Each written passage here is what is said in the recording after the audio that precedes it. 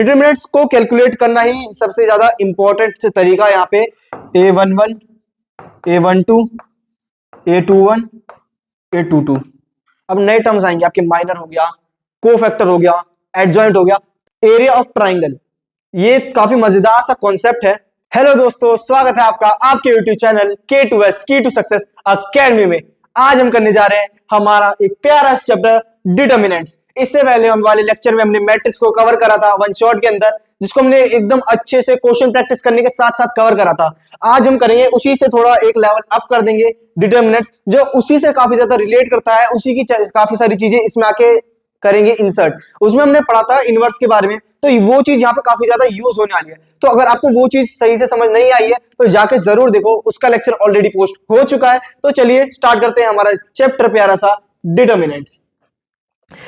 Determinants क्या होता है, एक तरीके से आप समझ सकते हैं, हमने मैट्रिक्स में क्या पढ़ा था। मैट्रिक्स एक रेक्टेंगुलर अरेंजमेंट होती है जिसमें आपके रोज और कॉलम्स होते हैं, और उसमें आप अपने डाटा, आपके एलिमेंट्स को कुछ इस तरीके से अरेंज करते हैं, जिसको एक हमने नाम दे दिया मैट्रिक्स। मैट्रिक्स का ही एक पार्ट है डिटरमिनेंट्स। डिटरमिनेंट्स हमेशा स्क्वायर शेप में होते हैं, लेकिन मैट्रिक्स का था एक रेक्टेंगुलर अरेंजमेंट थी। डिटरमिनेंट्स हमेशा आपको स्क्वायर फॉर्म में दिखाई जाएंगे, चाहे वो 2x2 हो, 3x3 हो, 4x4 हो। पर हमारे एनसीईआरटी में मैक्सिमम टू मैक्सिमम 3x3 तक ही दे रखा है हमको, तो ज्यादा आगे बढ़ना नहीं है, 4x4 या 5x5 जाना है, ज्यादा कैलकुलेशन हो जाएगी। क्योंकि अभी आप 3x3 के ही करोगे ना, तो तभी आप सोचोगे कि इतना लेंथी क्वेश्चन है, अच्छा है 4x4 का नहीं है। तो आओ एक बार इसकी थ्योरिकली इंफॉर्मेशन देख लेते हैं कि क्या कह रहा है ये। A determinant is a scalar value that can be computed from the elements of a square matrix। हमेशा स्क्वायर मैट्रिक्स में ये फॉर्म होता है। The determinants of a matrix A often denoted as determinant of A, कुछ ऐसे sign या फिर ऐसे लाइन ब्रैकेट के अंदर A दिखा देंगे, या ट्राइंगल के अंदर कैसे डिनोट करा जाता है, या तो आपको लिख के दिखा देगा डिटरमिनेंट ऑफ A, या फिर इसका सिंबल आप ऐसे कह सकते हो कि ऐसे करके एक दो स्ट्रेट लाइन खींच के बीच में A बना देगा, तो ये भी आपका डिटरमिनेंट। मैट्रिक्स का कैसा था आपका कि मैट्रिक्स में आप ऐसे करके बना देते, सिंपली कोई मैट्रिक्स आप जब फॉर्म कर रहे थे तो आप उसमें ऐसे करके स्क्वायर ब्रैकेट्स के अंदर रेडी करें, चाहे वो आप रेक्टेंगुलर फॉर्म में हो, रो हो, कॉलम हो, ऐसे ही आप फॉर्म कर रहे थे। डिटरमिनेंट्स में क्या है कि आपके ये जो हिस्सा है ना, ये पार्ट्स नहीं आएंगे, सिंपल ये जो आपकी स्ट्रेट लाइन है यही दिखाई जाती है, यही होता है आपके डिटरमिनेंट्स का सिंबल। या फिर आप इसको ट्राइंगल के फॉर्म से भी डिनोट करेंगे। एग्जाम्स में जो क्वेश्चंस होते हैं उसमें ज्यादातर आपका या तो इस तरीके से या फिर इस तरीके से डिनोट कराया जाएगा। आप इसकी एक डेफिनेशन ये भी बोल सकते हैं कि एक यूनिक सॉल्यूशन है एक स्क्वायर मैट्रिक्स का, जिसको हम डिटरमिनेंट्स कहते हैं। एक यूनिक सॉल्यूशन को किसी भी एक स्क्वायर मैट्रिक्स के, चाहे वो 2x2 हो या 3x3 हो, उसके यूनिक सॉल्यूशन को आप डिटरमिनेंट्स कहेंगे। तो आइए देखते हैं कि हम डिटरमिनेंट्स को कैलकुलेट कैसे करते हैं।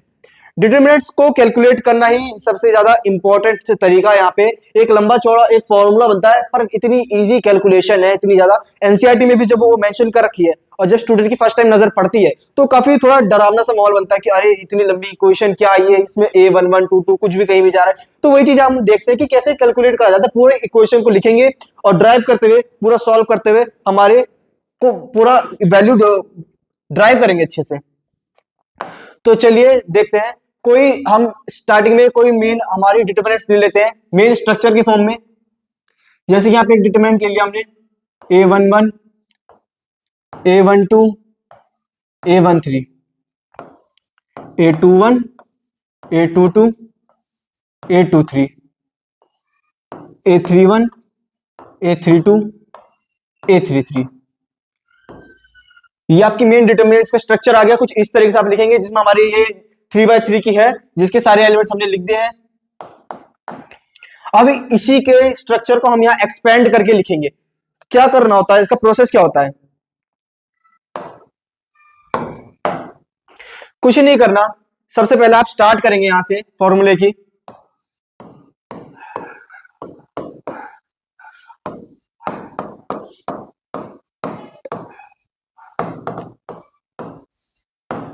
फॉर्मूला एक्सपेंड करके लिखते हैं पूरा।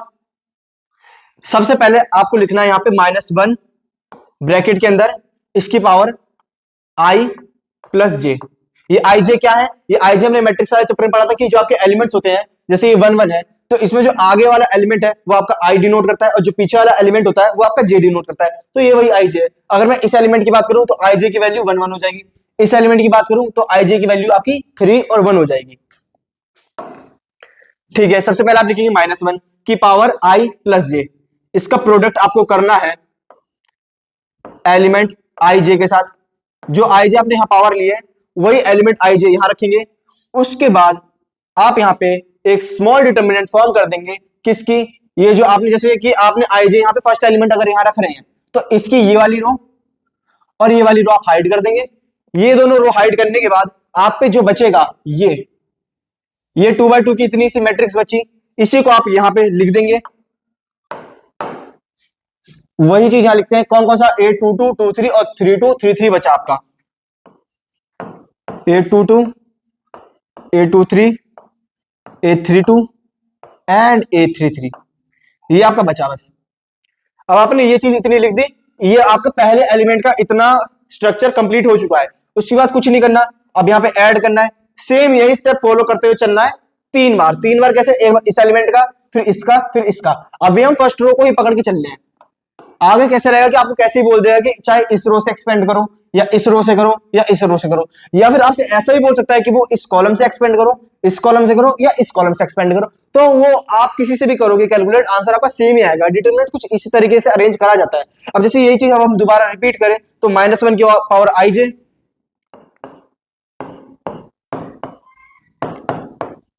आई प्लस जे के बाद प्रोडक्ट में आएगा आपका वही element i j, and then next आपका जो, अब आपने ये वाला एलिमेंट चुना है तो ये वाली रो और कॉलम रो इसके साथ जो कांटेक्ट में है उनको हाइड कर देंगे। तो आपका कौन कौन सा बचा, एक तो आपका ये बचा और एक आपका ये बचा। इन दोनों को आप एक स्मॉल मैट्रिक्स के फॉर्म में यहां लिख देंगे। लिखते हैं इसी को, कौन कौन सा बचा आपका, 2 1 3 1 एंड 2 3 3 3। यही सेम प्रोसेस आप फॉलो करते हुए जाएंगे। फिर नेक्स्ट में आपको क्या करना है कि आप ये वाली रो हाइड कर देंगे और ये वाली कॉलम हाइड कर देंगे, और यही चीज आपको लिखनी है सेम। उसके बाद आप एक स्मॉल डिटरमिनेंट फॉर्म करेंगे इन 4 एलिमेंट्स के साथ, और वही चीज प्लस करके ऐसे कर देना। बस ऐसे करके आपको पूरा एक्सपेंड हो जाएगा अच्छे से। तो अब इसको आप जब और ज्यादा एक्सपेंड करेंगे तो आप डिटरमिनेंट्स को कैलकुलेट करेंगे। जो आपकी ये स्मॉल वाली है इसको आपको कैलकुलेट करना होगा, जो आपके इधर और जो आपकी थर्ड वाली है इन सबको आपको कैलकुलेट करके एक्सपेंड करके लिखना होगा। अब आप इनको चाहे, और ये साइन इनके काफी ज्यादा इंपॉर्टेंट है, इसको आप एक्सपेंड कैसे करेंगे वो चीज अब हम आगे देखते हैं कि कैसे करा जाता है। एक बार इसको क्लियर कर लेते हैं पूरा, फिर इसको अच्छे से कैलकुलेट करेंगे। ये तो रही आपकी 3x3 की बात कि जब आपकी 3x3 हो तो आप कैसे कैलकुलेट करते हैं। ये जो आपका 2x2 वाली मैट्रिक्स है, ये 2x2 भी तो अब आपको करनी पड़ेगी ना। ये तो 3x3 की हमने पूरा फॉर्मूला आपको दिखा दिया कि ऐसे एक्सपेंड करके लिखना है आपको, लेकिन ये एक जो छोटी डिटरमिनेंट फॉर्म हो रखी है 2x2 की, ये भी तो आपको देखना पड़ेगा, ये भी तो कैसे एक्सपेंड होगी। चलिए उसको देखते हैं। ये चीज आपने नोट कर लिया है, या फिर एक काम करते हैं, इसको रब करने की जगह यहीं पे स्मॉल कर देते हैं फॉर्म।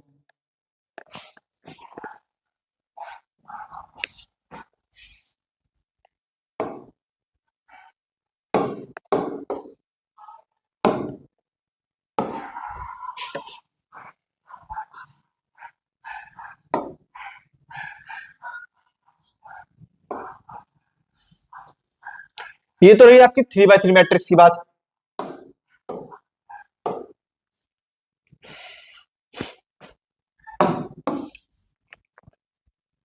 यहां पे हम लिख देते हैं, लिस्ट कर देते हैं कि ये 3x3 की है।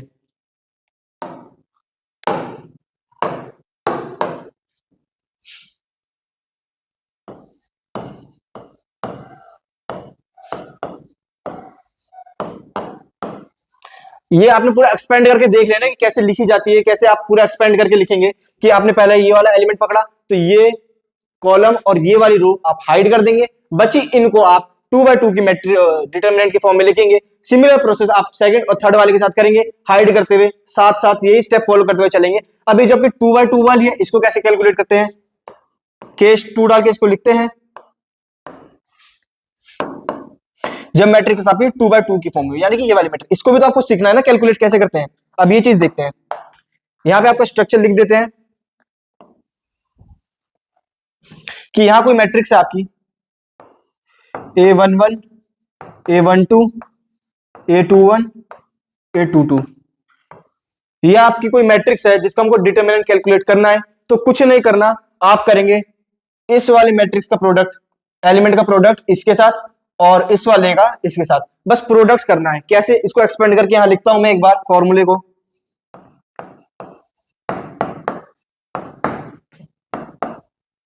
A11 का A22 के साथ प्रोडक्ट, और इसको माइनस कर देना है A12 वाले एलिमेंट का A21 के साथ प्रोडक्ट करके। बस इतना सिंपल सा फॉर्मूला है कि अगर आपकी 2 by 2 की मैट्रिक्स है तो आप उसको एक्सपेंड करके इस तरीके से लिखेंगे।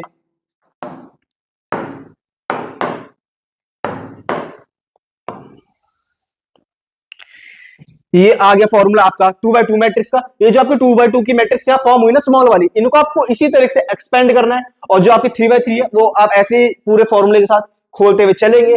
कुछ नहीं है, सिंपल सा फॉर्मूला है। आगे -1 रखा और पावर में आपकी i प्लस जे है, i प्लस जे जो आपके एलिमेंट्स का नंबर है। उसके बाद आपको वही एलिमेंट रखना है, जैसे यहाँ पे अगर आपका एलिमेंट 1 1 होता वैल्यू 2, तो यहाँ पे आप रखते पूरे पे 2। तो सिंपली फिर उसके बाद जो बचे हुए एलिमेंट्स है उसकी एक स्मॉल डिटरमिनेंट फॉर्म रखनी है, ऐसे ही सेम स्टेप्स फॉलो करते हुए एक्सपेंड करना है। तो चलो इसको एक बार अप्लाई करके देखते हैं क्वेश्चंस के थ्रू। अब आप समझ तो गए कि ये कैसे बनी, कैसे आई, उसी तरीके से इसको अब अप्लाई करके देखते हैं। जैसे कि आपके सामने एक मैट्रिक्स दे रखी है, इसकी डिटरमिनेंट हमको कैलकुलेट करनी है, तो चलिए देखते हैं।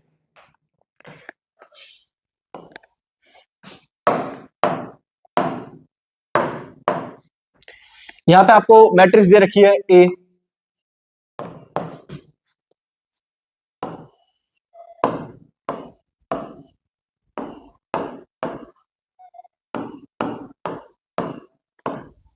ये आपको 3 by 3 की एक स्क्वायर मैट्रिक्स दे रखी है। इसका डिटरमिनेंट कैसे कैलकुलेट करेंगे आप? सिंपली यहां पे आप लिखेंगे, डिटरमिनेंट का साइन बनाया आपने, डिटरमिनेंट ऑफ, सेम इसी को आप रिपीट करेंगे। अब आप ऐसे करके स्टार्ट नहीं करोगे, आपको पहले दिखाना पड़ेगा डिटरमिनेंट की फॉर्म में, तभी तो एग्जामिनर समझेगा, वरना ये तो मैट्रिक्स है और वो क्या समझेगा, आप मैट्रिक्स को एक्सपेंड करने लगे। मैट्रिक्स है, आपको डिटरमिनेंट सॉल्व करना है, तो डिटरमिनेंट की फॉर्म में लिखेंगे आप पहले।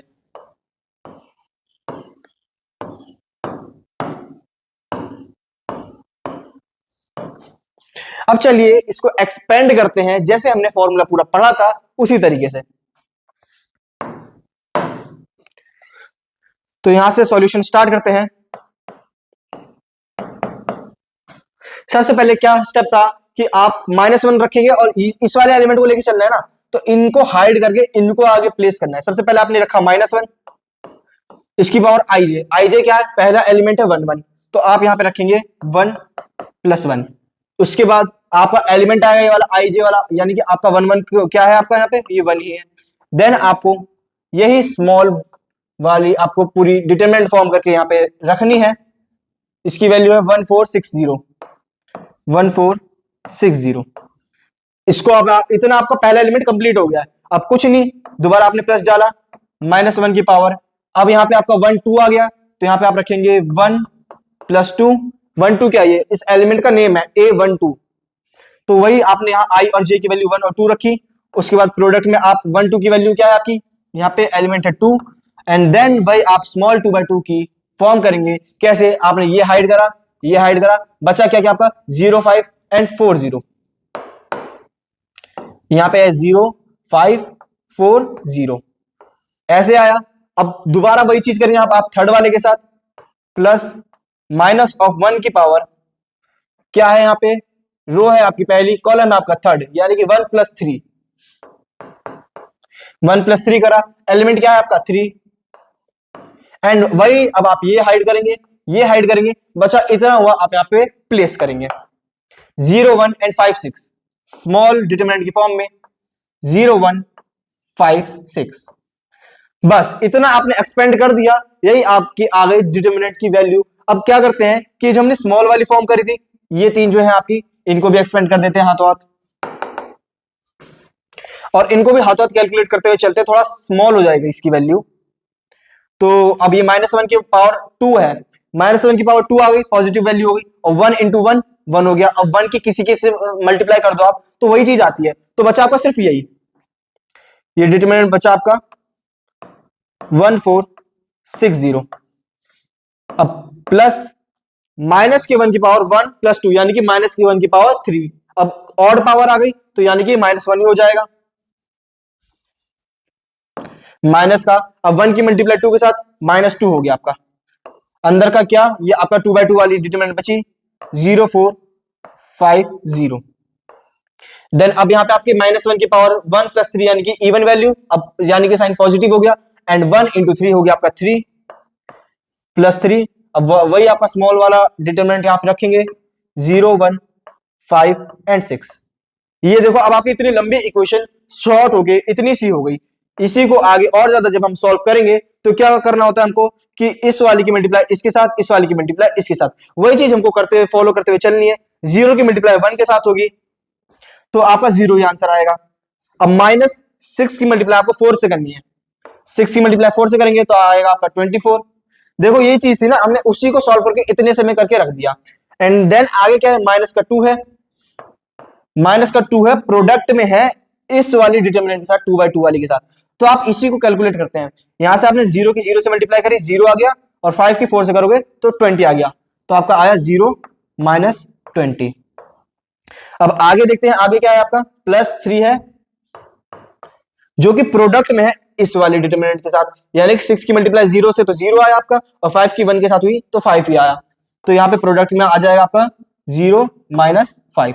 बस इतनी सी वैल्यू आ गई। इसको आप और ज्यादा कैलकुलेट करेंगे तो आपका आंसर आएगा -24 माइनस। अब 0 तो वैल्यू है नहीं, कुछ रहे ना रहे।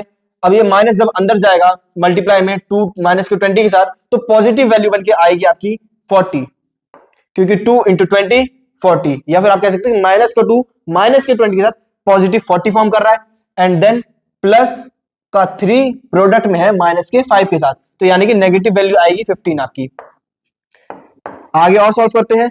यहां पे आपका -24 + 40 एंड -15, बस प्लस माइनस है, इसको आप कैलकुलेट करेंगे तो ये तो आपका हो गया +16। यहां से आया आपका +16 - 15 यानी कि आपका +1 आया। ये है आपकी डिटरमिनेंट की वैल्यू। इतना सिंपल सा आंसर 1 आया आपका इतने लंबी कैलकुलेशन के बाद। तो कुछ नहीं, बस आपको ये तरीका, आपको स्ट्रक्चर याद होना चाहिए। डिटरमिनेंट इजीली आप कैलकुलेट कर लेंगे। कुछ नहीं करा हमने, ये वाला एलिमेंट पकड़ा, एक चीज रो को और कॉलम हाइड कर दिए, इसको ऐसी स्ट्रक्चर में ऐसे करते हुए चले गए और बस वही सॉल्व करते हुए चले गए। ये भी हमने बता दिया आपको कि कैसे 2/2 वाली डिटरमिनेंट को आपको सॉल्व करना है, कि इनका क्रॉस प्रोडक्ट करना है, कि इस वाले एलिमेंट का इस वाले के साथ माइनस इस वाले का एलिमेंट इस वाले के साथ प्रोडक्ट करके सॉल्व करते हुए चले जाना है। बस इसमें कैलकुलेशन की बहुत मिस्टेक होती है, जब लेंथी खिंच जाता है ना। अब यहाँ पे तो देखो आपके एलिमेंट 2 0 आ गए थे, जिसकी वजह से थोड़ा छोटा पड़ गया। जब ये बड़े बड़े वैल्यू के साथ आपको देगा ना एग्जाम में तो काफी लेंथी पड़ेगा, और ये आता है एग्जाम में। तो जितनी ज्यादा प्रैक्टिस करो उतना ज्यादा अच्छा है, उतना ज्यादा आपका माइंड क्लियर करता हुआ चलेगा कॉन्सेप्ट को। तो एक क्वेश्चन यहां दे रखा है आपको कि दो आपको डिटरमिनेंट दे दिए, ए की वैल्यू है आपकी 3 1 2 5 एंड बी की वैल्यू है आपकी 1 4 3 2। प्रूफ क्या करना है आपको कि determinant of A into B, product होने के बाद जो आपने डिटर्मिनेंट निकाला है वो इक्वल आया है आपका डिटर्मिनेंट ऑफ ए अलग से निकाला है, उसका प्रोडक्ट आ रहा है डिटर्मिनेंट ऑफ बी अलग से निकाल के।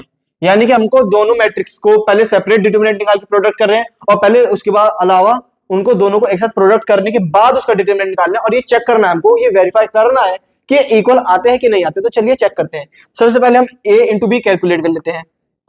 अब प्रोडक्ट तो हमने आपको समझाया था मैट्रिक्स वाले चैप्टर में, जिसको हमने एक लेंथी लेक्चर में और एक स्मॉल लेक्चर में पूरे कॉन्सेप्ट के साथ अच्छे से क्लियर करा था। अगर आपको कुछ डाउट है तो जाके एक बार जरूर रिकैप करिए वहां जाके, तो आपको यहाँ पे मल्टीप्लिकेशन अच्छे से समझ आएगी। तो चलिए यहाँ पे एक बार मल्टीप्लाई करते हैं ए इंटू बी। 3 1 2 5 का प्रोडक्ट करना है हमें 1 4 3 2। कैसे कर देते हैं हम, यहाँ पे एरो डालेंगे ऐसे करके और ऐसे करके। अब यहाँ पे हम इसकी रो पकड़ेंगे और यहाँ का कॉलम पकड़ेंगे, और उसके बाद प्रोडक्ट करते हुए चलेंगे। 3 और 1, यहाँ तो 3 हो गया, प्लस करना है आपको इसका दूसरा एलिमेंट, और इसका अगला एलिमेंट कौन सा है, इसका 1 है, इसका 3 है, तो ये हो गया 3 + 3। अब नेक्स्ट एलिमेंट चलते हैं इसका, कि यही रो और नेक्स्ट कॉलम 3 का 4 के साथ प्रोडक्ट, तो हो गया आपका 12 + 1 का 2 के साथ हो गया आपका 2। ये तो आपके शुरुआत के दो एलिमेंट्स हो गए। नेक्स्ट अब इसके नीचे वाली रो पे चलते हैं और पहले कॉलम पे 2 1 से 2 आया आपका, प्लस 5 की मल्टीप्लाई 3 से 15। अब नेक्स्ट वाले पे चलते हैं, 2 की मल्टीप्लाई 4 से एंड 5 की मल्टीप्लाई 2 से, 2 और 4 हो गया आपका 8, 5 और 2 हो गया आपका 10। बस ये प्रोडक्ट अब आपका आ गया है, ये आ गया आपका 9, ये आ गया आपका 14, नेक्स्ट आ गया आपका ये 17 एंड ये आ गया आपका 18। ये तो आपने निकाल लिया प्रोडक्ट करने के बाद। तो हम इसको डायरेक्ट ऐसे ही लिख लेते हैं ना, इसको डायरेक्ट हमने तो ये कैलकुलेशन करी है, a इंटू बी की वैल्यू तो यही है, तो बाकी ये सारी चीजें हम एक्स्ट्रा जो है इसको इरेज कर देते हैं।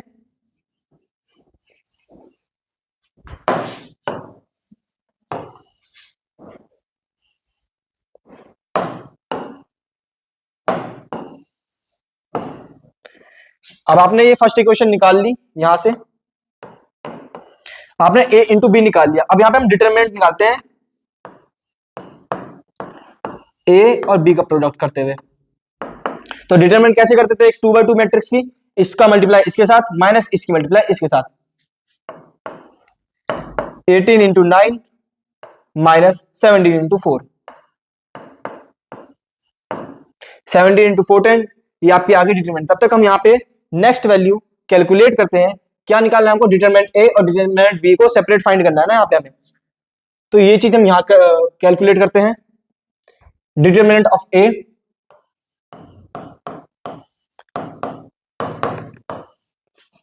Three one two five value है इसकी, 3125 मल्टीप्लाई करते हैं तो आपका डिटरमिनेंट ऑफ ए आ जाएगा, ये हो गया आपका 15 माइनस ये हो गया 2, तो ये आया आपका 13।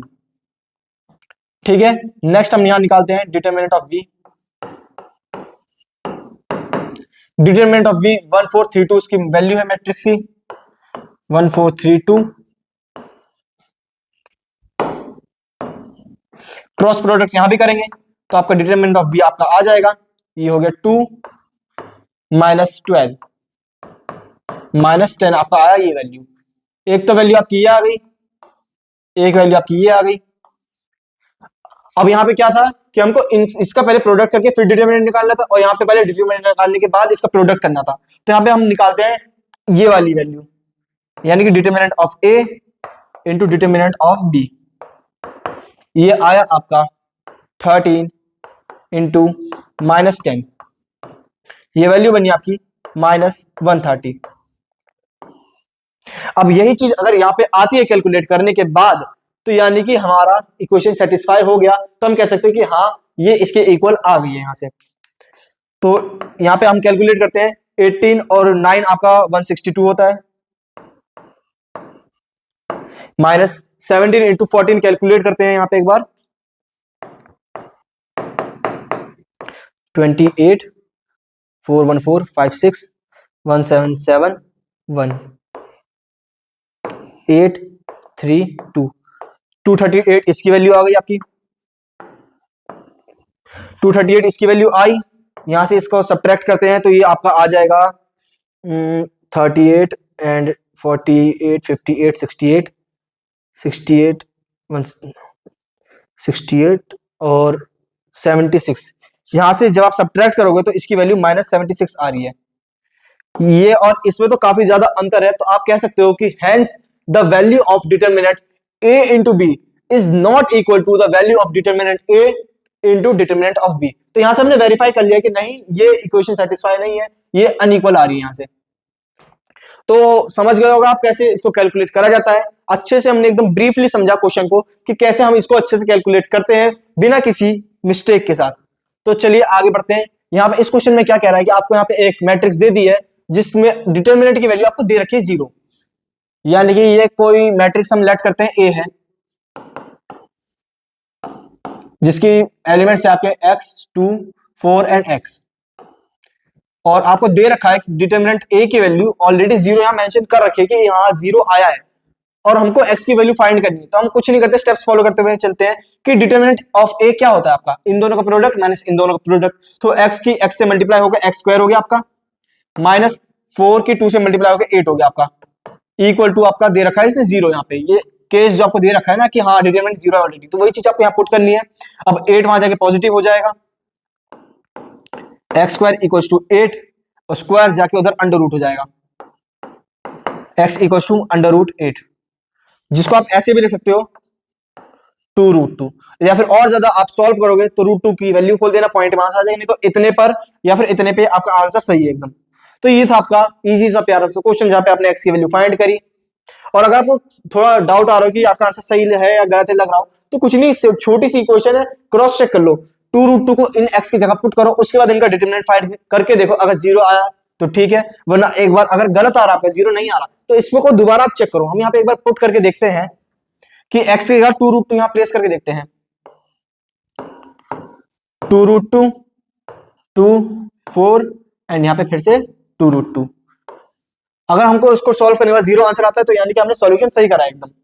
तो कैलकुलेट करते हैं, इसकी मल्टीप्लाई इसके साथ, 2√2 की 2√2 के साथ मल्टीप्लाई होगी तो आपका आंसर आ जाएगा, 2 से 2 तो मल्टीप्लाई हो गया आपका 4, रूट से रूट करके एक और 2 बचेगा, तो 4, 2 से आपका हो गया 8, माइनस जब आप इसकी इससे मल्टीप्लाई करोगे तो यहाँ पे भी आपका 8 आएगा। तो हाँ, क्रॉस चेक करने के बाद पता चल रहा है कि हाँ आपका डिटरमिनेंट जीरो आ रहा है, यानी कि हमने कैलकुलेशन एकदम सही करी है, आंसर आपका आएगा यहाँ पे 2√2।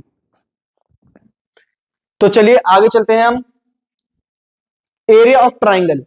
ये काफी मजेदार सा कॉन्सेप्ट है एरिया ऑफ ट्राइंगल कैलकुलेट करने का, जिसमें आप थोड़ा समझते हैं कैसे करा जाता है।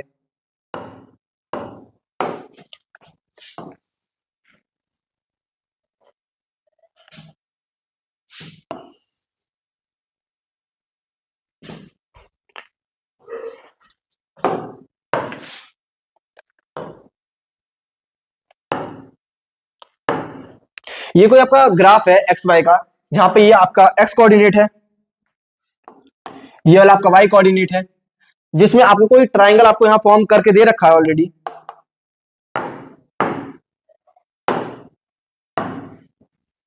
लेट्स से यहां पे कोई ट्राइंगल आपका ऐसे फॉर्म हो रहा है, ठीक है, तो इसके आपके कोऑर्डिनेट्स कैसे हैं, मानते हैं ये तो आपका हो गया नॉर्मली 0, 0, ये वाला करते हैं कोऑर्डिनेट आपका हो गया x1 एंड y1, ये वाला कोऑर्डिनेट आपका हो गया x2, y2, और ये वाला कोऑर्डिनेट आपका हो गया x3 एंड y3।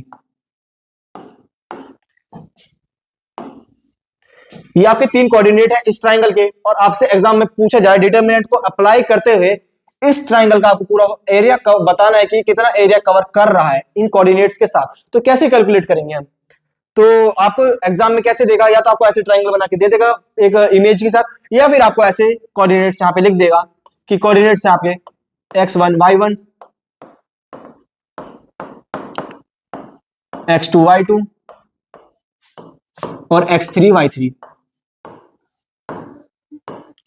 तो जो आप एरिया यहां पे कैलकुलेट करेंगे, एरिया का फाइंड करने का आपका फॉर्मूला होता है half of determinant of this coordinates. In coordinates को आपको डिटरमिनेंट के फॉर्म पे यहाँ पे अप्लाई करना है। अब आप यहाँ पे सोचोगे कि यहाँ पे तो दो दो एलिमेंट दे रखे हैं और 2/3 की बन जाएगी ये तो, और ऐसे तो डिटरमिनेंट्स में हमने स्टार्टिंग में पढ़ा था कि यहाँ पे तो हो ही नहीं सकता ना कि या तो स्क्वायर मैट्रिक्स में बने तब जाके आप डिटरमिनेंट कहोगे उसे। अब यहाँ पे अगर आप ऐसे पुट करो कि यहाँ पे आपने x1 रख दिया, यहाँ y1 रख दिया, यहाँ पे x2 रखा, यहाँ y2 रखा, यहाँ x3 रखा, यहाँ y3 रखा, और उसके बाद आप ये क्लोज कर दो, तो ये डिटरमिनेंट तो फॉर्म ही नहीं हुई ना, ये तो एक मैट्रिक्स हो गई आपकी 2/3 की। तो इसके जगह हम क्या करते हैं, इसको पूरा स्क्वायर फॉर्म में करने के लिए इसका जो थर्ड एलिमेंट है उसको 1 ले लेते हैं, लेट करके हम 1 ले लेते हैं कैलकुलेट करके, और इसी तरीके से ये एक प्रोसेस है जिस तरीके से इससे एक्यूरेट आंसर आ जाता है। तो यहाँ पे आपने 1 लिया तो ये आपका पूरा फॉर्मूला रेडी होकर आ चुका है।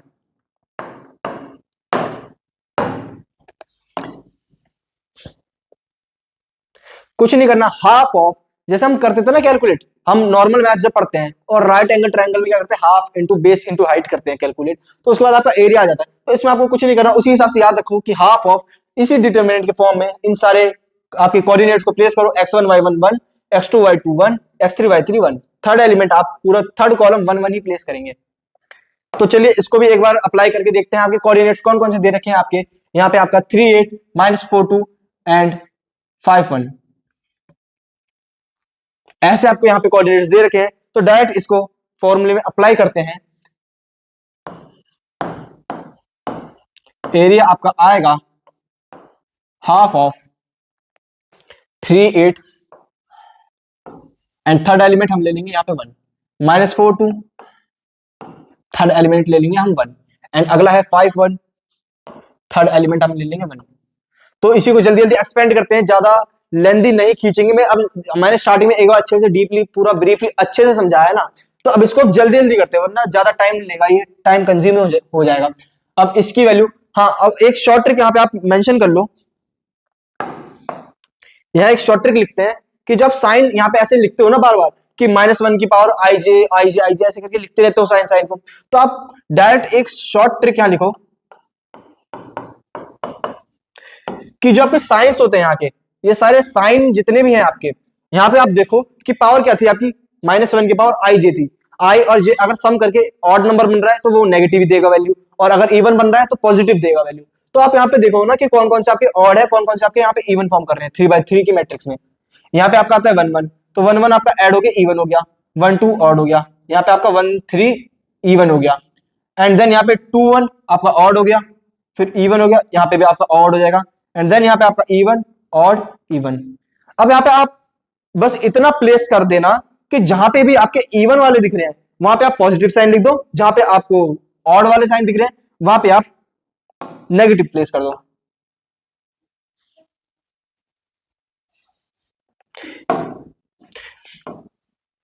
ये वाले आपके पॉजिटिव होते हैं, डायगोनल वाले जितने भी आपके एलिमेंट्स होते हैं, बाकी ये सारे आपके नेगेटिव होते हैं। बस इसी हिसाब से आप फॉलो करते हुए चलना कि कौन सा एलिमेंट है उसके आगे वाला साइन आप मानते हुए चलना, डायरेक्ट 1 1 का तो दिक्कत ही खत्म हो गई।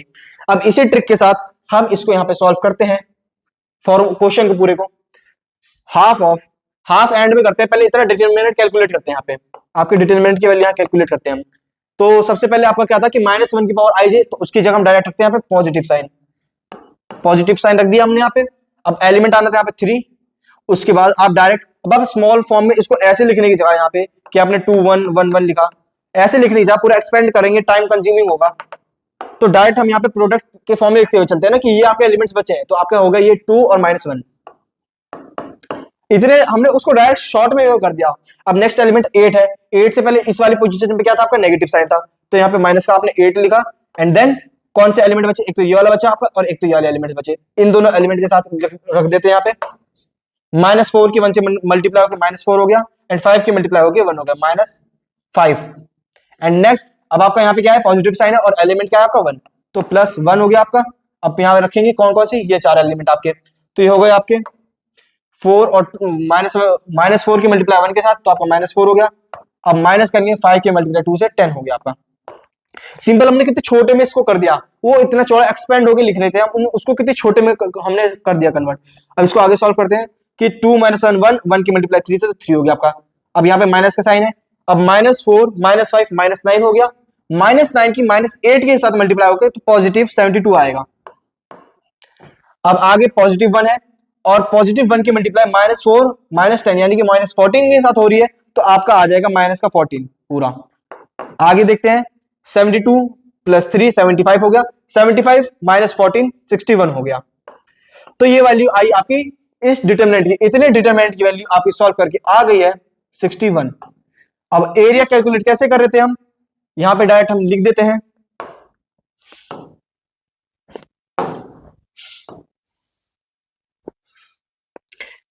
इसकी वैल्यू आपकी 61 आई, हाफ ऑफ 61, ये आ गया आपका एरिया। इसको आप और ज्यादा सॉल्व कर सकते हैं, करने को तो आप 30.5 लिख देते हैं स्क्वायर यूनिट्स,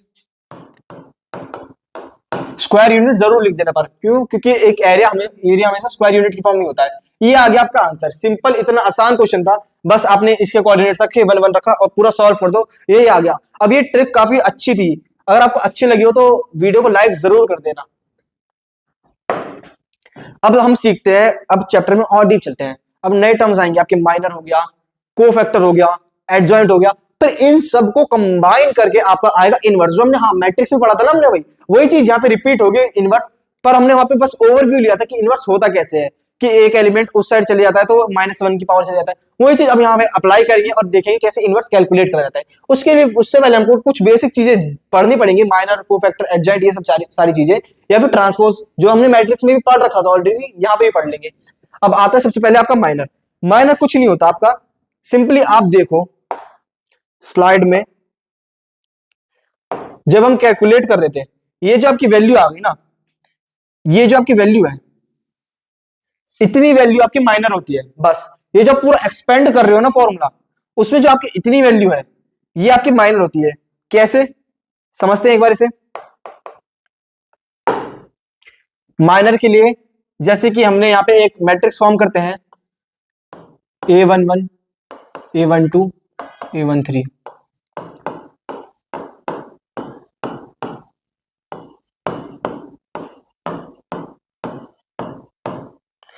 ये आपकी एक मैट्रिक्स है। कितनी टेढ़ी लाइन खींचती है। चलो देखते हैं। अब हमको कैलकुलेट करना है माइनर M11। डिनोट M से करते हैं। अगर हम एलिमेंट फर्स्ट का, जो आपका 11 वाला एलिमेंट है, उसका माइनर कैलकुलेट कर रहे हैं, तो उसके आगे भी हम M11 रखेंगे। अब M11 की वैल्यू क्या होगी, क्या करना है आपको यहां से। वहां पे हम क्या करते थे कि इस एलिमेंट के लिए कैलकुलेट करने के लिए हम इसको हाइड करते थे, इसको हाइड करते थे, बचे इन चार को हम रख देते थे। तो बस यही चार आपको रखना है, और यहाँ पे कुछ -1 की पावर आई से या फिर उस एलिमेंट से मल्टीप्लाई नहीं करना। बस इन चार एलिमेंट्स को डिटरमिनेंट की फॉर्म में आप रख दोगे, तो वही आपका माइनर आ जाएगा। तो चार एलिमेंट्स आपके कौन कौन से थे, 2 2 2 3 एंड A32 A33। ये हो गया आपका माइनर। बस इतना सिंपल सा है। जब आप ये वाला एलिमेंट कैलकुलेट करोगे A12, तो आप ये हाइड करोगे, ये हाइड करोगे, तो आपका यहाँ पे M12 की वैल्यू आ जाएगी आपकी A21 A23 A21 A23 and A31 A33। अब आगे क्या करना होता है, आप सिंपली जो हमने पढ़ा था कि 2x2 वाली मैट्रिक्स को आप कैसे सॉल्व करते हो, कि इसकी मल्टीप्लाई इसके साथ कर दी, इसकी इसके साथ कर दी, तो आपका आ गया A22 product with A33 minus A32 और A23। बस ऐसे करके आप एक्सपेंड कर दोगे उसी तरीके से इसको, कि A21 into A33 minus A31 into A23। और वही चीज आप इसके साथ करोगे। जब आप ये चीज कैलकुलेट करोगे, ये वाली टर्म, तो इसका क्या करना है, आपको ये हाइड करना है, ये हाइड करना है, तो बचे इन चार की वैल्यू आपको यहां प्लेस कर देनी है, तो इसका माइनर आ जाएगा। तो ऐसे ही हमको इन सारे ही एलिमेंट्स कैलकुलेट करने पड़ते हैं। जितने भी आपके एलिमेंट्स है ना, इनके सारे ही कैलकुलेट करने पड़ते हैं। M11 हो गया आपका, M12 हो गया, 21 हो गया, 31 हो गया, 33, जितने भी एलिमेंट्स है ना, सबके ही माइनर आपको कैलकुलेट करने पड़ेंगे। तो चलो आपको इतना तो समझ आ गया माइनर कैलकुलेट कैसे करते हैं। बहुत सिंपल है कि बस आपको रो और कॉलम छुपाना है। उसके अलावा जितना आपका स्मॉल 2x2 की मैट्रिक्स बची, उसको डिटरमिनेंट की फॉर्म में आप प्लेस कर देंगे, बस वो हो गया आपका माइनर। एडजॉइंट क्या होता है, एडजॉइंट बहुत इजी है। जो हमने अभी यहां स्ट्रक्चर पढ़ा था, इन स्ट्रक्चर के अंदर इसको एक बार कर देते बॉक्स में कन्वर्ट, ताकि आप नोट कर सको इजीली।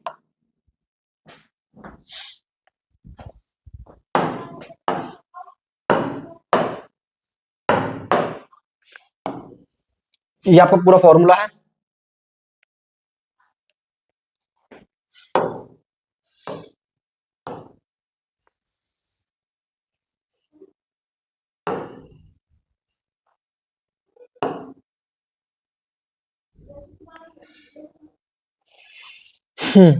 इतना आपका फॉर्मूला है मेन 3x3 मैट्रिक्स का। तो आपने अभी माइनर कैसे पढ़ा, कि हम इतनी चीज को कैलकुलेट कर रहे थे, वो आपका माइनर आ रहा था। अब आप इस चीज को हाइड कर दो, तो आपका क्या बचा, एक तो ये चीज बची और आपकी ये चीज बची। ये दो चीजें जब एक साथ आ जाती हैं, तो आपका कोफैक्टर बन जाता है। कैसे, एक बार उस पर नजर मारते हैं। वही फॉर्मूले की फॉर्म में हमने ऑलरेडी यहाँ पे लिख रखा है कि जो आपका कोफैक्टर होता है, जिसको हम ए से, कैपिटल ए से डिनोट करते हैं, तो उस एक कोफैक्टर की, उस एक एलिमेंट की वैल्यू कैसे आएगी, -1 की पावर आई प्लस जे। अब जो आपने माइनर एम आई जे कैलकुलेट करा था, जो आपका M11 M12 M22, ये सारी चीजें आप यहाँ प्रोडक्ट में रख दोगे, वही आपका सेम यहाँ पे आ जाएगा। जैसे कि यहाँ पे हमारा माइनर M12 की वैल्यू ये आई, जिसको हम एक्सपेंड करके ऐसे लिख सकते हैं कि A21 into A33 minus A31 A23। ये चीज आपकी माइनर की वैल्यू आई। कोफैक्टर आपका 1 2 है ना, तो कोफैक्टर आपका 1 2 हो जाएगा माइनस के 1 की पावर 1 + 2, या फिर डायरेक्ट आप ऐसे लिख सकते हैं, 3 लिख देते हैं ना यहाँ पे। और उसके बाद मल्टीप्लाई में आपकी ये जो वैल्यू है, या फिर आप कह सकते हो ये जो वैल्यू है, सॉल्व करने के बाद जो आएगी स्मॉल वैल्यू आपकी, वो चीज तो डायरेक्ट हम यहाँ पे 1 2 रख देते हैं। ये आपका कोफैक्टर आ गया, आपका A12 की वैल्यू आपकी ऐसे करके आ गई। वही चीज हमने यहाँ लिख रखी है कि आपका कोफैक्टर कैसे फाइंड करते हैं, उस Aij की वैल्यू -k1 की पावर i प्लस जे का प्रोडक्ट कर दो आप Mij के साथ, जो आपने माइनर कैलकुलेट करा। इतना इजी था आपका कोफैक्टर। तो आपके क्वेश्चंस कैसे होंगे एग्जाम में आएंगे कि जो आपको इनवर्स निकालना होगा उसके लिए आपको दो चीजें फाइंड करनी थी। एक तो आपको एडजॉइंट फाइंड करना होता है, जो हम आगे पढ़ेंगे अभी कि एडजॉइंट कैसे फाइंड होता है आपका, और आपको एक तो डिटर्मिनेंट फाइंड करना होगा। डिटर्मिनेंट तो आप सीख गए कैसे फाइंड करते हैं, अब एडजॉइंट कैसे फाइंड करते हैं। एडजॉइंट को फाइंड करने के लिए आपको कोफैक्टर फाइंड करना था, कोफैक्टर को फाइंड करने के लिए सीखना पड़ा आपको माइनर। तो ऐसे देखो चेन रिलेट होते हुए चल रही है ना पूरी। तो हमने माइनर सीख लिया, माइनर से हमने कोफैक्टर को सीख लिया, कोफैक्टर से अब हम यहाँ पे सीखेंगे आपका एडजॉइंट कैसे करते हैं कैलकुलेट। एडजॉइंट में पहले हम यहाँ पढ़ते हैं केस 3/3 का, कि कोई 3/3 की मैट्रिक्स आपको दे रखी है ना, तो उसका आप एडजॉइंट कैसे फाइंड करते हो। तो सिंपल, जो आपकी यहाँ पे मैट्रिक्स आई थी ना फॉर्म करके, जो आपके एडजॉइंट आए थे जितने भी, आपने मानो कि यहाँ पे कोई मैट्रिक्स आपको गिवन है, बी मैट्रिक्स दे रखी है आपको, एलिमेंट है A11 A12 A13 21 22 23 A31 A32 A33। तो ये जो आपको मैट्रिक्स दे रखी है, तो इनसे ही जब आप माइनर फॉर्म करोगे तो माइनर में इन सब की जगह आ जाएगा M11 M12 M13 M21 M22 M23 and M31 M32 M33। उसी तरीके से ये ऐसे लिखा जाएगा माइनर को स्मॉल कैपिटल M के साथ 1 1 इस एलिमेंट को लिखा जाएगा। और वही जब आप एडजॉइंट कर दोगे इसी एलिमेंट का, तो एडजॉइंट आप कैसे लिखोगे, एडजॉइंट कैलकुलेट करने के बाद आप इसको लिख दोगे A11 करके। तो वही जब आप एडजॉइंट फॉर्म कर दोगे ना यहाँ पे, एडजॉइंट ऑफ मैट्रिक्स बी, इस बी मैट्रिक्स से जब आप एडजॉइंट कैलकुलेट करोगे तो उसकी आपकी मैट्रिक्स फॉर्म हो जाएगी ऐसे, कैपिटल ए के साथ 1 1, कैपिटल ए के साथ आपका 1 2, कैपिटल ए के साथ आपका 1 3 2 1 2 2 एंड 2 3। यहाँ पे आपका स्मॉल ए और कैपिटल ए काफी फर्क डालेगा। जैसे आपने स्मॉल ए करा तो आपका एलिमेंट बन जाएगा, कैपिटल ए करते ही आपका यहाँ पे एडजॉइंट फॉर्म हो जाएगा वो।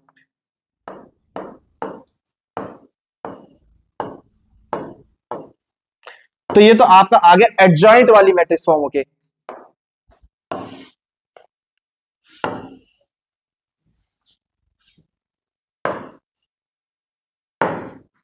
इसको लेके चलते हैं आगे।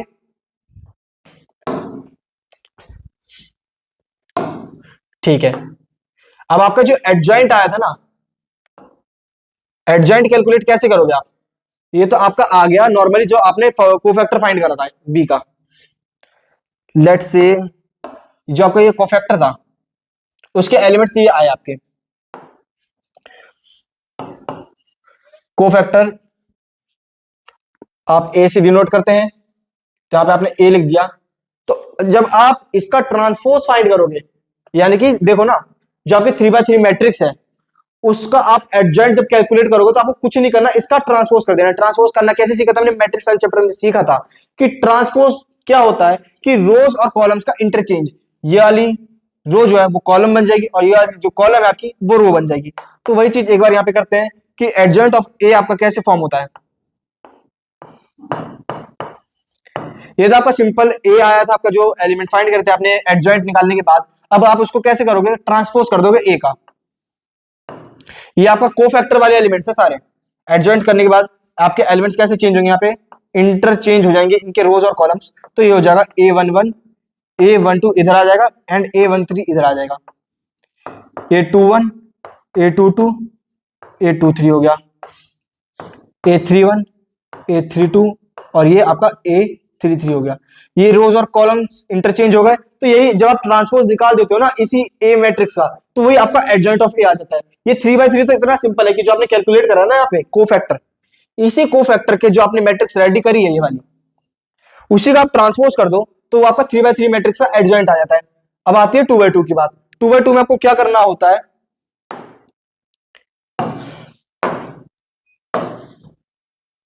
कि आपके ये वाली जो है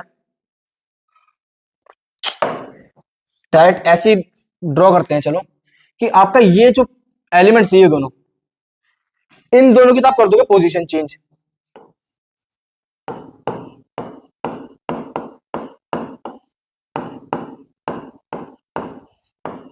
इन दो एलिमेंट्स की तो आप कर दोगे पोजीशन चेंज, और जो ये वाले डायगोनली आपके एलिमेंट्स है इनके कर दोगे आप साइन चेंज।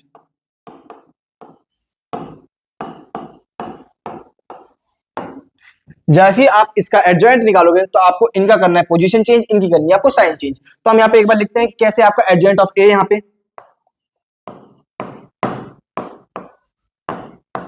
पोजीशन चेंज करने के बाद आपका यहाँ पे आएगा A22 इधर, A11 इधर आ जाएगा सेपरेट होकर। तो यहाँ पे आपका आ जाएगा A22 और A11, पोजीशन आपकी चेंज हो गई। और इन दोनों की पोजीशन चेंज नहीं होगी, जो आपका A12 है तो यही रहेगा और A21 जो है वो यही रहेगा। बस क्या होगा कि इनके साइन चेंज हो जाएंगे। ये आपका ये दोनों आपके क्या थे, यहाँ पे पॉजिटिव थे तो आपके यहाँ पे नेगेटिव साइन आ जाएगा। अगर नेगेटिव होगा तो आप पॉजिटिव, या फिर आप ऐसे कह सकते हो कि आप माइनस से मल्टीप्लाई कर दोगे तो वो ऑलरेडी नेगेटिव पॉजिटिव कर देगा और पॉजिटिव नेगेटिव कर देगा। तो ये हो गया आपका 2x2 मैट्रिक्स की। जब आप एडजॉइंट फाइंड करोगे तो उसका स्ट्रक्चर आप कैसे ऐसे करोगे, क्या होता है यहाँ पे, इन दोनों को तो आप पोजीशन चेंज कर दो, इन दोनों के आप साइन चेंज कर दो। तो आओ अब देखते हैं, थोड़ा इनवर्स की तरफ चलते हैं। अब हमने तीनों चीज सीख ली, हमने क्या क्या पढ़ लिया, माइनर पढ़ लिया।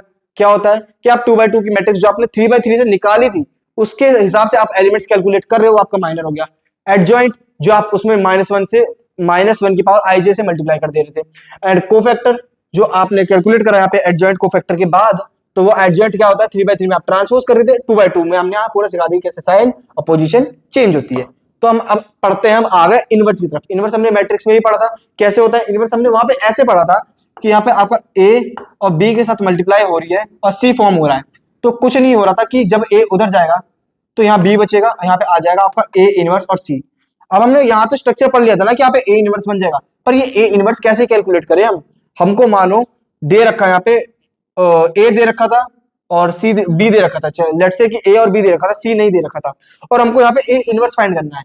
तो हम क्या करेंगे, ए बी से सी कैलकुलेट करेंगे, फिर बी और सी की हेल्प से ए का इनवर्स कैलकुलेट करेंगे। ए इनवर्स हमने वही सीखा है ना अब तक कि पहले माइनर वो सब निकालना है और फिर इनवर्स कैलकुलेट कर लेना है। इनवर्स का एक बार यहाँ फॉर्मूला लिखते हैं। पहले लिखते हैं कि जो आपका डिटर्मिनेंट है, डिटर्मिनेंट अगर आपका 0 होता है तो इनवर्स आपका एग्जिस्ट नहीं करेगा। क्यों नहीं करेगा वो अभी फॉर्मूले पर नजर मारेंगे तो आपको समझ आ जाएगा। और अगर 0 नहीं होता है, कोई आपकी वैल्यू हो गई पॉजिटिव नेगेटिव, तो अब इनवर्स आपका एग्जिस्ट कर जाएगा। तो इनवर्स का फॉर्मूला क्या होता है आपका, A inverse equal to 1 upon में डिटर्मिनेंट ऑफ ए इनटू में एडजॉइंट ऑफ ए। ए आपकी कोई भी रैंडम मैट्रिक्स है तो उसका फॉर्मूला आपका कुछ इस तरीके से है कि A inverse equals to 1 upon में डिटर्मिनेंट ऑफ ए इनटू में एडजॉइंट ऑफ ए।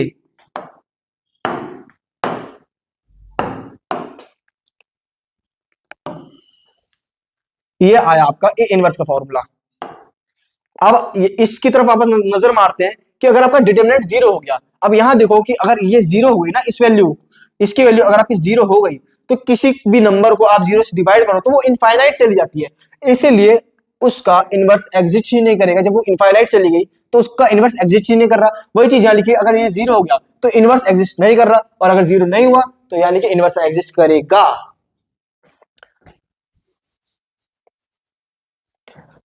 अब एक चीज यहां पे और नोट पे दे रखी है, क्यों कि if A is singular matrix then its inverse does not exist. Singular matrix, या फिर आप कह सकते हो कि जो आपका आइडेंटिकल मैट्रिक्स है वो आपके सिंगुलर मैट्रिक्स हो गए। अब उसका जब आप डिटरमिनेंट कैलकुलेट करोगे तो वो हमेशा 0 आता है।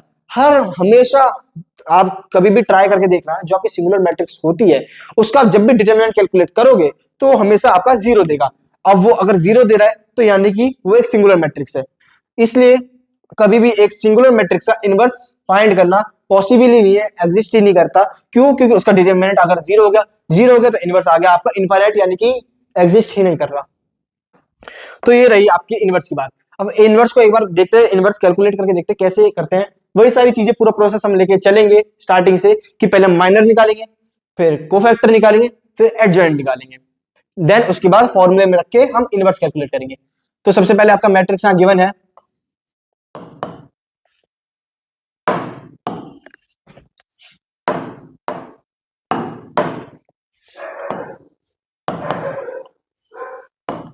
वन टू थ्री फोर, एकदम सिंपल सी आपको यहां मेंशन कर रखी है मैट्रिक्स। अब यहां पे हम फाइंड करते हैं सबसे पहले इसका माइनर। M11 की वैल्यू क्या हो गई आपकी हम क्या करते थे कि अगर हमको M11 फाइंड करना है ये वाला, तो आप इसको हाइड कर दो, इसको हाइड कर दो। अब यहाँ पे अगर ये 3 by 3 की होती तो यहाँ पे आपका एक स्मॉल 2 by 2 की मैट्रिक्स फॉर्म होती जिसको आप डिटरमिनेंट की तरीके से सॉल्व करते।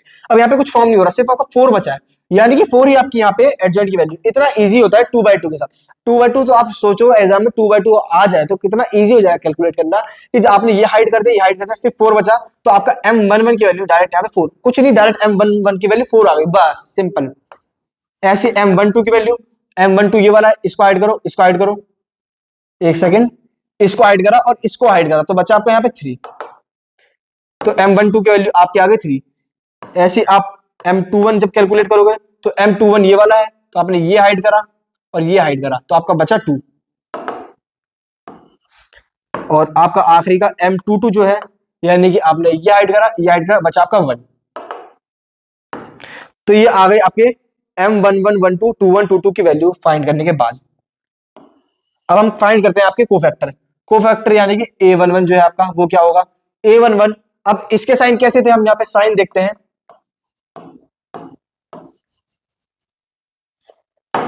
साइन एक बार इसके देखते हैं कि यहाँ पे 1 1 है यानी कि पॉजिटिव हो गया, यहाँ पे 1 2 है यानी कि आपका नेगेटिव होगा, ये 2 1 है, ये नेगेटिव और ये पॉजिटिव।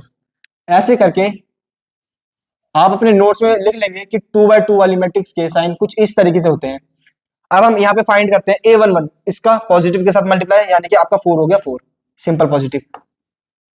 कोफैक्टर ऑफ 1 2 माइनस से मल्टीप्लाई करना है इस 3 की, तो -3 हो गया। देन फिर से जब आपका यहाँ पे आएगा A21 की बारी, यानी कि जो आपकी 2 है यहाँ पे माइनर की वैल्यू A21, उसकी मल्टीप्लाई नेगेटिव से होगी तो -2 आएगा आपका।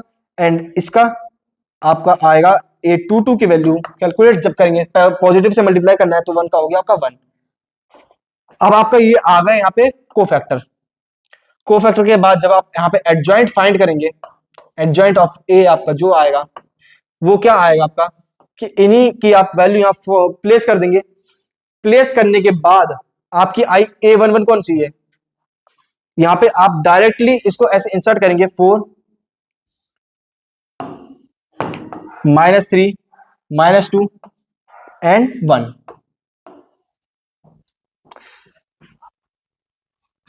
जस्ट अ सेकेंड, 1 2 2 1 आया आपका -2 और ये 2 2 आया आपका 1। ठीक है, ये आपका आगे यहाँ पे एडजॉइंट पूरी तरीके से। अगर 3 by 3 होता तो हम उसका करते ट्रांसपोज। अब यहाँ पे आपके कोफैक्टर तो आ ही गए हैं। अब यहाँ पे हम निकालते हैं डिटर्मिनेंट। डिटर्मिनेंट ऑफ ए कैसे आएगा आपका, डिटर्मिनेंट ऑफ ए जो आपकी ए मैट्रिक्स यहाँ दे रखी है, यहाँ पे 4 × 1 -3 × 2, तो ये हो गया आपका 4 -6 यानी कि -2। अब आपका यहाँ पे एडजॉइंट भी आपके पास आ चुका है और आपके पास डिटर्मिनेंट भी आपका आ चुका है। तो यहाँ पे हम इनवर्स देखते हैं कैसे आएगा। इनवर्स क्या कहता था कि यहाँ पे 1 में डिटर्मिनेंट ऑफ ए इनटू में एडजॉइंट ऑफ मैट्रिक्स ए, तो 1 में डिटर्मिनेंट यानी कि आपका आ गया, लेट्स कैलकुलेट, हाँ ये आता आपका -2, माइनस का 1/2 हो गया आपका। एडजॉइंट आपका ये आया है तो ये आ गया 4 -3 -2 एंड 1। अब ये आया आपका इनवर्स। चाहे आप क्या कर सकते हो कि 2 को अंदर भेज दो तो और सॉल्व हो जाएगा, या फिर आप डायरेक्ट इतने पे ही छोड़ दो। हम क्या करते हैं कि 2 को बाहर छोड़ देते हैं, या एक काम करते हैं अंदर ले जाते हैं और इजी और शॉर्ट फॉर्म में आ जाएगा। तो माइनस का 1/2 आएगा अंदर, तो ये हो जाएगा आपका 4 का माइनस के 1/2 से डिवाइड होने के बाद आएगा आपका -2। माइनस का 3 का माइनस के 1/2 से मल्टीप्लाई होने में जब आएगा तो माइनस से माइनस कट गया और 3/2 आपका यहाँ पे ये वाला एलिमेंट बन जाएगा। नेक्स्ट एलिमेंट माइनस का 2 इंटू माइनस का 1/2, माइनस से माइनस कटा और 2 से 2 भी कट गया तो आपका यहाँ बचा +1, और 1 को माइनस के 1/2 से मल्टीप्लाई करेंगे तो माइनस का 1/2 ही आएगा। तो ये आ गया आपका छोटा सा प्यारा सा आंसर। जो आपका इनवर्स है वो आपके इसी फॉर्म में रहेगा, इसी फॉर्म में एग्जिस्ट करता है। इनवर्स हमेशा आपका एक मैट्रिक्स के फॉर्म में ही, या आप कह सकते हो कि डिटर्मिनेंट के फॉर्म में ही एग्जिस्ट करेगा। तो ये हमने कैलकुलेट करा कि इनवर्स कैसे फाइंड करते हैं। अब यहाँ पे एक चीज आप नोटिस करो, क्वेश्चन में बोल रखा है कि हमको इनवर्स कैलकुलेट करना है अगर एग्जिस्ट कर रहा है। क्वेश्चन का कहने का क्या मतलब है, एग्जिस्ट करने से क्या मतलब है, हमको पहले चेक करना था कि डिटर्मिनेंट इसका 0 तो नहीं है।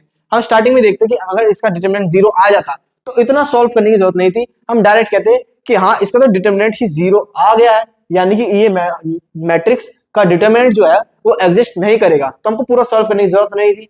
पर हाँ, अब 0 नहीं आया इसका, जब डिटरमिनेंट हमने यहाँ कैलकुलेट करा था -2 आया है, तो हमने पूरा सॉल्व करा, जिसके बाद हमारी इनवर्स की वैल्यू आ गई। आगे चलते हैं एक नए टॉपिक के पास, जो है हमारा कंसिस्टेंट और इनकंसिस्टेंट सिस्टम। जो आपके यही डिटरमिनेंट्स है, हमने अभी ट्राइंगल के फॉर्म में पढ़ा था कि ट्राइंगल के अंदर जब आपके कोऑर्डिनेट्स दे रखे होंगे तब आप कैसे कैलकुलेट करते हैं डिटरमिनेंट की वैल्यू, या फिर नॉर्मली आपको डिटरमिनेंट दे रखा है तब आप कैसे कैलकुलेट करते हैं। अब यहाँ पे हम पढ़ते हैं, कुछ इक्वेशंस देगा आपको, इक्वेशंस देने के बाद उसको डिटरमिनेंट की तरह सॉल्व करना है। तो दो तरीके के होते हैं आपको, एक तो होता है कंसिस्टेंट सिस्टम, एक होता है इनकंसिस्टेंट सिस्टम। कंसिस्टेंट वो होते हैं जिसमें आपके सॉल्यूशन एग्जिस्ट करते हैं, या फिर आप कह सकते हो कि इनफाइनाइट मैनी सॉल्यूशन एग्जिस्ट करते हैं आपके, और यहाँ पे आपके सॉल्यूशन एग्जिस्ट ही नहीं करे, क्यों? क्योंकि इनकंसिस्टेंट हो गए। तो वही चीज हम आगे पढ़ते हैं कि सिस्टम ऑफ लीनियर इक्वेशन जो है वो इसी तरीके से था। अब ये कंसिस्टेंट है तो इसके इनफाइनाइट सॉल्यूशन आपके एग्जिस्ट करेंगे। अब आपका जो जनरल स्ट्रक्चर होता है इस सिस्टम का, जो आप डिटरमिनेंट के फॉर्म में सॉल्व करते हैं, वो कुछ इस तरीके से होता है कि आपका a इंटू एक्स हो गया इक्वल्स टू आपको कोई बी मैट्रिक्स हो गया। फिर आप ऐसे कह सकते हो कि जब a यहाँ पे जाएगा आपका तो इनवर्स की फॉर्म में आ जाएगा, तो यहाँ पे बचेगा आपका x इक्वल्स टू में a की पावर -1 या फिर a इनवर्स इंटू में b। तो इसको भी आप अपनी फॉर्मूला शीट में अप्लाई कर लेना, लिख लेना, मेंशन कर लेना, काफी इंपॉर्टेंट है। और एग्जाम में अगर इस चैप्टर से कुछ आता है ना तो यही से आता है, सबसे इंपॉर्टेंट यही टॉपिक है, सबसे ज्यादा इसी से रिलेटेड क्वेश्चन पूछे जाते हैं। अब यहाँ पे a, x और b क्या है, हमको ये इक्वेशंस तो 3 दे रखी है, एग्जाम में हमको ऐसी 3 इक्वेशंस दे देगा, हमको ये चीज फॉर्म करनी है। अब इसमें से देखते हैं a क्या क्या है, a, x और b। तो जो आपका a मैट्रिक्स है उसके एलिमेंट्स आपके कुछ इस तरीके से हैं, a1 b1 c1 a2 b2 c2 a3 b3 and c3। कुछ इस तरीके से इसके एलिमेंट्स दे रखे हैं। जो आपका ये a1 b1 c1 a2 b2 c2 और a3 b3 c3 है ना, ये सारे एलिमेंट्स आपको इस ये जो a मैट्रिक्स दे रखी है ना, वही यहाँ पे हमको बनानी थी। जो आपका x है, x के एलिमेंट्स क्या है आपके, ये जो आपके एलिमेंट्स है ना कि a1 के साथ x मल्टीप्लाई हो रहा है, b1 के साथ y मल्टीप्लाई हो रहा है और c1 के साथ z मल्टीप्लाई में आ रहा है, d नहीं आ रहा, d के साथ कुछ मल्टीप्लाई में नहीं, सिर्फ इसके साथ x y z है। तो जो आपका x आपकी मैट्रिक्स है उसके एलिमेंट्स हो गए आपके x y और z, ये हो गई आपकी x मैट्रिक्स। थर्ड जो आपकी b वाली मैट्रिक्स है उसके मैट्रिक्स आपके ये जो आपके बचे हुए है ना यहाँ पे d1 d2 d3, ये वही वाले हैं, d1 d2 और d3। यही 3 आपके मैट्रिक्स हैं जो जिनका जनरल स्ट्रक्चर यहां आपको मेंशन कर रखा है कि a की वैल्यू ये आ गई, x आ गया ये और b आ गया ये। वही चीज जब आप यहां पे रखोगे तो कुछ इस तरीके से आएगा।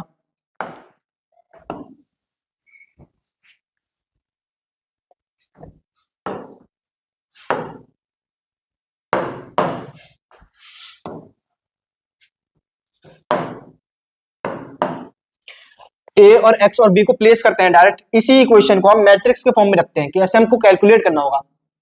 अच्छा, इनवर्स हमने आप समझ गया ना कि इनवर्स क्यों सीखा हमने, इनवर्स निकालना हमने अभी पिछली स्लाइड्स में इसलिए सीखा क्योंकि यहाँ पे अप्लाई होगा। मान आपसे पूछ रहे कि यहाँ पे x y z की वैल्यू कैलकुलेट करनी है, तो आप कैसे करोगे कि आपको पहले b तो गिवन ही यहाँ पे, जो आपका d1 d2 d3 ये आपको गिवन ही है, और a जो है उससे आप कैलकुलेट करोगे a इनवर्स को, उसके बाद उन दोनों का आप करोगे यहाँ पे प्रोडक्ट, जिससे आपको जब आप इक्वेट करोगे ना इक्वालिटी ऑफ मैट्रिक्स लगाकर, तो उससे आपके x y z की वैल्यू आ जाएगी। तो इसको यहाँ प्लेस करते हैं सेम सीक्वेंस में, a1 b1 c1 a2 b2 c2 a3 b3 and c3। अब आपकी x आती है नेक्स्ट, x के साथ है आपका x y z elements, equal आपकी b मैट्रिक्स जिसके एलिमेंट्स है d1 d2 d3। कुछ इस तरीके से यही स्ट्रक्चर हमने एक्सपेंड करके इनके एलिमेंट्स के तौर पे रख दिया है कि कैसे था। a ये रहा आपका, ये आपका है x और ये वाली है आपकी मैट्रिक्स b। अब आपको अब इसका तो पॉसिबल है नहीं डिटरमिनेंट निकालना, क्योंकि रेक्टेंगुलर फॉर्म में ना इसका पॉसिबल है। हम इसका डिटरमिनेंट कैलकुलेट करेंगे और इनवर्स कैलकुलेट करेंगे जब ये उस साइड जाएगा। उसके बाद जब आप इक्वेट करोगे तो x के सामने जो वैल्यू होगी वो x y और z, ऐसे करके आप सॉल्व करोगे तो आपको x y z की वैल्यू पूछेगा। तो इस तरीके से आप अपनी सिस्टम ऑफ लीनियर इक्वेशंस को सॉल्व करते हैं एक्स वाई जेड फाइंड करके। तो एक क्वेश्चन यहां पे ट्राई करते हैं, देखते हैं कि कैसे कैलकुलेट करा जाता है। जहां पे आपको इक्वेशंस गिवन है 2x plus 3y equals to 7, 4x plus 6y equals to 14। यहां पे आपका a क्या क्या है, a तो है आपका यहां पे a1 और b1 था ना, तो a1 है आपका 2 और b1 है आपका 3, 2 3 एंड देन यहां पे 4 और 6। ये आपकी आ गई ए मैट्रिक्स। आपकी बी वाली कौन सी है, बी वाली जो आपकी D1 और D2 यानी कि आपका 7 और 14 हो गई। आपकी जो एक्स वाली मैट्रिक्स है उसके एलिमेंट्स आपके एक्स और वाई, सिर्फ एक्स और वाई जेड नहीं है ना, एक्स और वाई है सिर्फ, तो यहाँ पे एक्स और वाई के एलिमेंट्स हो गए। अब इसको कैलकुलेट करते हैं। सबसे पहले हमको फाइंड करना होगा ए का इनवर्स। ए का इनवर्स निकालने के लिए पहले चेक करते हैं कि ये एग्जिस्ट करता है कि नहीं करता। तो डिटरमिनेंट ऑफ ए फाइंड करते हैं सबसे पहले। डिटरमिनेंट ऑफ ए आएगा आपका 6 2 12 माइनस 3 4 12, ये तो आ गया आपका 0। अब आप यहाँ पे एक बार नजर मारो ना कि आपका जो डिटरमिनेंट है ए मैट्रिक्स का वही आपका यहाँ पे 0 आ गया है डायरेक्ट। 6 2 12 और 3 4 से 12, 12 माइनस 12 0। अब यहाँ पे आप डायरेक्ट लिख सकते हो कि as determinant of A equals to 0, therefore its inverse does not exist। जब इसका डिटरमिनेंट ही आपका 0 आ गया तो यानी कि इसका इनवर्स ही आपका एग्जिस्ट नहीं करता ना, क्योंकि आप डिवाइड कर रहे थे ए के डिटरमिनेंट से उस एडजॉइंट ऑफ ए को, तो यानी कि वो इनफाइनाइट बन गया ना आपका। तो यानी जब ये एग्जिस्ट ही नहीं कर रहा तो आप इनवर्स कैसे कैलकुलेट करोगे। पर अगर ये मानो कोई रैंडम ए वैल्यू आ रही होती है आपकी कुछ सॉल्व करके, ये मानो यहाँ 14 होता, 14 को जब आप सॉल्व करते तो यहाँ पे कोई आती, यहाँ पे आपकी 2 आ गई यानी कि एग्जिस्ट कर रही होती। तब आप जब इसको कैलकुलेट करते तो आपको पता है ना माइनर कैसे निकालते हैं, एडजॉइंट कैसे निकालते हैं, कोफैक्टर कैसे निकालते हैं। उसके बाद इनवर्स के फॉर्म में आप रख दोगे, इनवर्स के साथ आप जब इक्वेट करोगे तो आपका डायरेक्ट फिर उसका प्रोडक्ट आपको निकालना है बी के साथ और इक्वेट कर देना है। इक्वालिटी ऑफ मैट्रिक्स जो हमने पढ़ी थी मैट्रिक्स वाले चैप्टर में कि एक्स के सामने जो होगा वो हो गया एक्स, वाई के सामने वाला एलिमेंट जो हो गया वो हो गया वाई। तो ऐसा सॉल्व करने के बाद आप पे एक्स और वाई की वैल्यू आ जाती। मानो यहाँ पे एक्स्ट्रा और बोल देता कि फाइंड करो एक्स इंटू वाई, ये क्वेश्चन और बढ़ा देता। तो जब आप एक्स और वाई कैलकुलेट कर लेते ना, तो मानो एक्स आपका 1, वाई आया आपका 3, तो एक्स इंटू वाई आपका हो गया 3। तो ये चीज आपको करके दिखानी पड़ती है। ऐसे लेंथी क्वेश्चन कर देता है, खींच देता है। तो ये तो आपकी 2/2 की होगी। ऐसे आपको 3/3 की भी पूछी जाती है। इसी तरीके से चैप्टर काफी ज्यादा लेंथी आता है और काफी ज्यादा स्कोरिंग होता है। इस चैप्टर से भर भर के अगर जिसके इसके कॉन्सेप्ट अच्छे से क्लियर है ना, तो मानो कि इसके नंबर कहीं नहीं छूटे। बस हाँ टाइम कंज्यूमिंग है, तो कोशिश करना कि जब आप एग्जाम में ये वाले चैप्टर के हिसाब से क्वेश्चन कर रहे हो तो गलती कम से कम हो, या फिर मतलब गलती तो हो ही ना, पर रीचेक जब कर रहे हो ना तो इजीली आपकी गलती अगर आपने करी है तो वो पकड़ में आ जाए। तो कुछ इसी तरीके का हमारा चैप्टर था जो हमने वन शॉट के अंदर आज खत्म करा है। उम्मीद है आपको पूरा चैप्टर अच्छे से समझ आया होगा। अगर कोई भी डाउट आपके मन में रह गया है तो उसको कमेंट सेक्शन में देना। कोई क्वेश्चन समझ नहीं आया हो या कोई टॉपिक आपको थोड़ा डाउट में अभी लग रहा हो तो उसको हम नेक्स्ट लेक्चर में जरूर समझाएंगे। और कोई चैप्टर अगर आप चाहते हो जिसमें आपको डाउट आ रहे हो तो उसको भी आप कमेंट सेक्शन में बताना। कोई डाउट आपको चैप्टर से रिलेटेड हो उसको लेके आप सवाल पूछना। जो क्वेश्चंस आपसे पूछे जाते हैं लेक्चर के पीछे उसके आंसर्स भी आप कमेंट में जरूर देना। उम्मीद है आपको लेक्चर अच्छा लगा होगा। ऐसी अमेजिंग लेक्चर के साथ जुड़े रहने के लिए जुड़े रहे हमारे चैनल के साथ की टू सक्सेस अकेडमी से। मिलेंगे हम आपसे नेक्स्ट वीडियो में, तब तक के लिए थैंक यू।